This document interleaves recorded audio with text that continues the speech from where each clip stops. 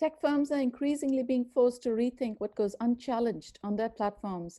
Analysts who work at the intersection of media, technology, and society say the most recent Trump executive order escalating his clash against social platforms is merely a shiny thing. The real dangers lurk underneath in the behavior profiling of users on the world's mighty digital platforms over which we have almost zero control. Dr. Ramesh Srinivasan, author of Beyond the Valley and director of the UCLA Digital Cultures Lab, joins me to talk about why he's pushing for a new digital Bill of Rights and what that new deal will look like.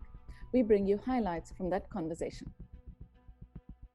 So increasingly, we've moved toward specific psychometric targeting of people because almost anything we do gives off what we call a digital footprint. And in fact, it may not even be intentional activities as much as just being, because we are always near some sort of tracking device of some form, especially our phones, right? So that means that data can be collected in ways over which we have very little understanding or visibility, one. Two, when we engage in activities that might not be even intentional, like posting a tweet, posting something on Facebook, maybe commenting on something, still data is being collected about us. It could be through aggregation, right? So like I am connected to your telephone, so your phone now knows about our connection and knows the various forms of data, or even data can be collected like when I go to the supermarket or when I go to a restaurant. So the point is that not only is data being constantly collected, but it's across different heterogeneous aspects of our lives, right? So fair enough that Facebook knows what I'm posting on Facebook, in a sense. Some of us may not be fair enough with that. But say I am, as just sort of a thought experiment. Am I okay with my Facebook data being aggregated with data being collected about me that I don't know what that is across all these different spheres of my life? That's the question, right?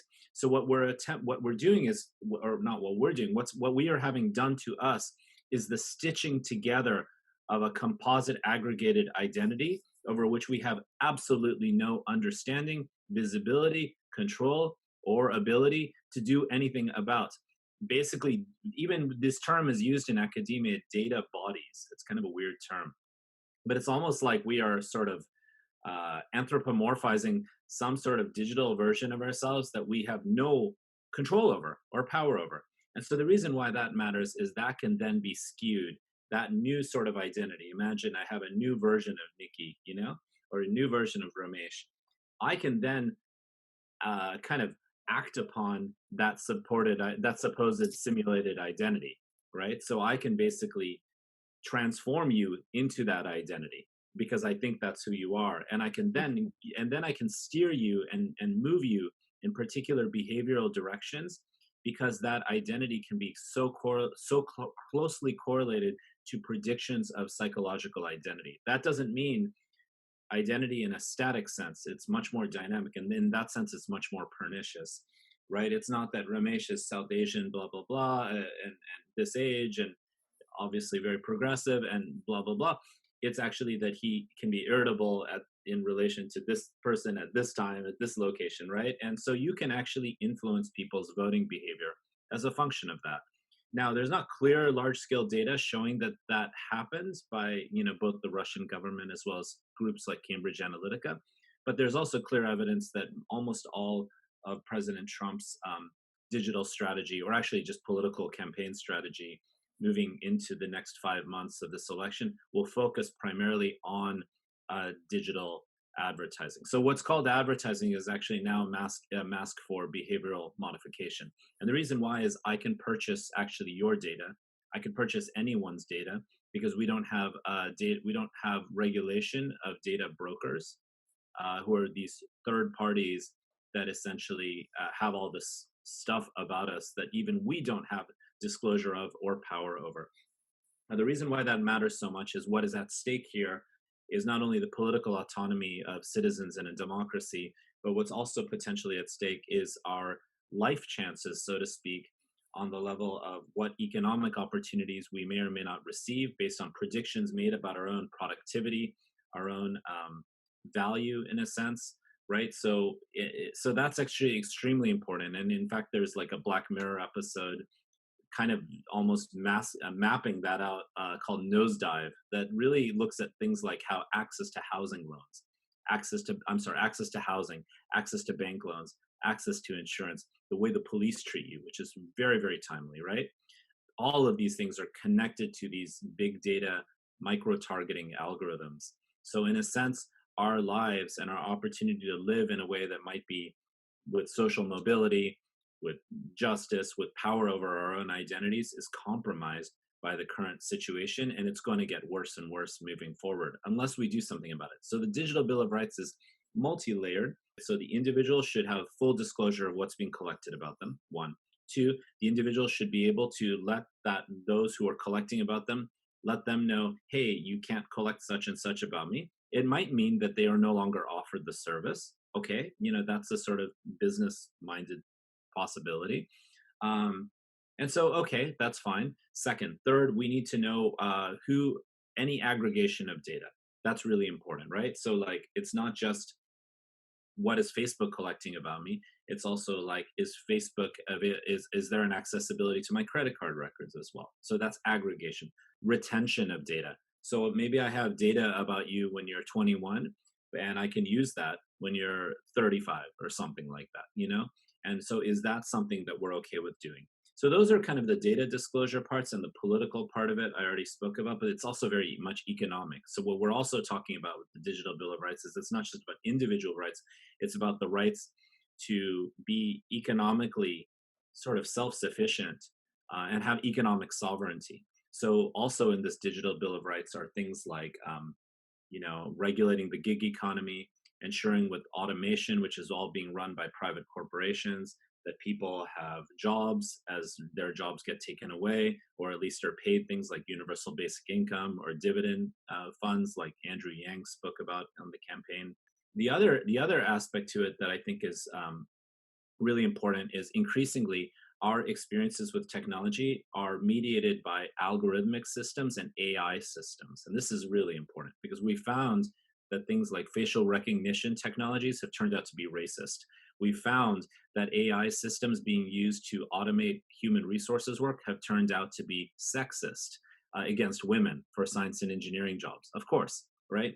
We found that predictive policing algorithmic systems and courtroom algorithmic systems have turned out to be racist against Black people. Very timely, right? So we're seeing that the biases of our unequal world are being normalized and baked into technology that people think of as neutral, but they don't even know they're interacting with the technology. So I might be interacting with the police department, or I might be interacting with the bank, but actually the interaction is mediated by a racist or discriminatory technology. So the Digital Bill of Rights also deals with that. It asks questions like, what if predictive policing algorithms, if they were even to exist, were designed at least partially by Black Lives Matter, right? Questions like that. See, Section 203 was an appropriate policy for that time, because at that time, the internet has changed in so many ways. At that time, the social media platforms were seen as an open ecosystem rather than a behaviorally micro-targeting, manipulative and an ecosystem that's produced more wealth than ever imaginable than compared to the journalism industry, right? I think we have to just start on with some basic things. I think most Americans don't like this kind of data aggregation stuff or the behavioral micro-targeting. I mean, one thing I noticed is that definitely, the Cambridge Analytica type story shocked people. So I think we can start with things like that, right? Like regulating, third-party access to our data, regulating our tech platforms in relation to the election. You can start with those issues. Or another huge issue right now are things like, and I have mixed thoughts on this, like data micropayments, universal basic income, obviously huge because of the pandemic. Another idea could also be to think about models where companies like Uber, the workers for Uber, instead of being completely screwed by the current policy, sorry for my language, but have some equity in the business. So therefore, their investment in the business is actually more connected because the business does well than they do well. Because right now, the social contract of work has been completely fragmented. Absolutely. And the burden shouldn't be on us to try to figure out how to protect our privacy when we have really no understanding of how privacy even functions. I mean, there are all sorts of other ways privacy, depending on how you define it, can be invaded upon, regardless of settings we put into these systems. Um, in fact, I don't know why the default is that we have to do the opting out rather than the default being opting out. And that's a proposal I've heard a lot. I think what we really need to understand is, hey, okay, participating in our world, these aspects of our personal privacy are just likely to be compromised. Let's disclose what those are, and then give people the opportunity to build their own kind of ways of interacting with systems of different kinds of surveillance and data capture, right? But I think it has to start with people understanding what is being constructed of them. And then, so that's visibility and transparency. But the transparency can't be this kind of nonsense transparency, like signing on to terms of service, or, okay, you get to download your data, but it's like this massive file. That's not, it has to be intelligible, because transparency is not simply about kind of quantitative access. Transparency is about intelligibility as well. And then we move from transparency and visibility to accountability, which is, I think, the key thing that's completely missing. There's a real lack of accountability, in corporate America generally.